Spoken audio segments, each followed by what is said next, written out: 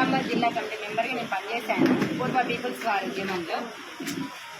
ఆ ఉద్యమం కొనసాగుతున్న గ్రామంలో గ్రామ పరిపాలన అనేది కొనసాగించినాం ఒక రకంగా.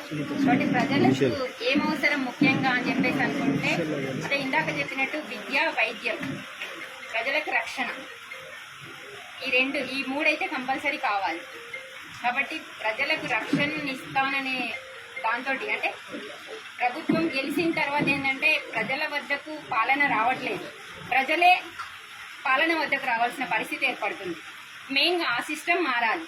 ఇప్పుడు ఎలాగైతే మనం పాదయాత్ర చేసి ప్రతి ఒక్కరిని కలుస్తూ వాళ్ళ సాధక బాధకాలు ఏ విధంగా అయితే వింటున్నామో, కింది నుంచి అంటే గ్రామ పంచాయతీ స్థాయి నుంచి పై వరకు మనకు పరిపాలనా విభాగాలు ఉన్నాయి.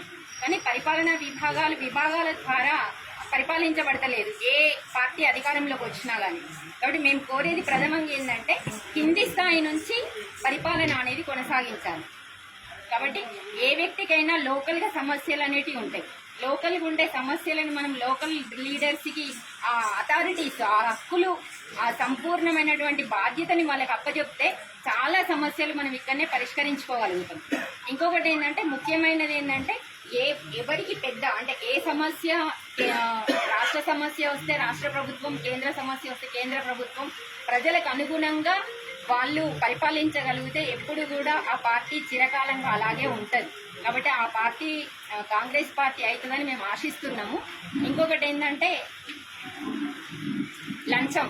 ఈ లంచం అనే దాన్ని నిర్మూలించగలిగితే ఎంతో మంది జీవితాలు బాగుపడతాయి.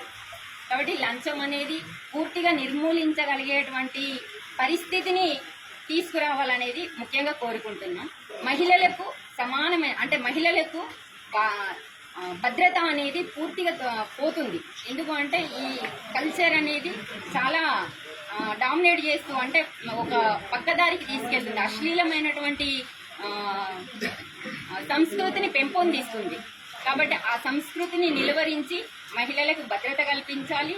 అలాగే యువతకి నిరుద్యోగ వృత్తి కాదు ఇవ్వాల్సింది, నిరుద్యోగాన్ని నిర్మూలించేటువంటి యంత్రాలను, పనిముట్లను, వాళ్ళకి కావాల్సినటువంటి చిన్న పరిశ్రమలను లోకల్గా అభివృద్ధి చేసి వాళ్ళకి ఇవ్వడం ద్వారా మన రాష్ట్రం అభివృద్ధి చెందుతుంది.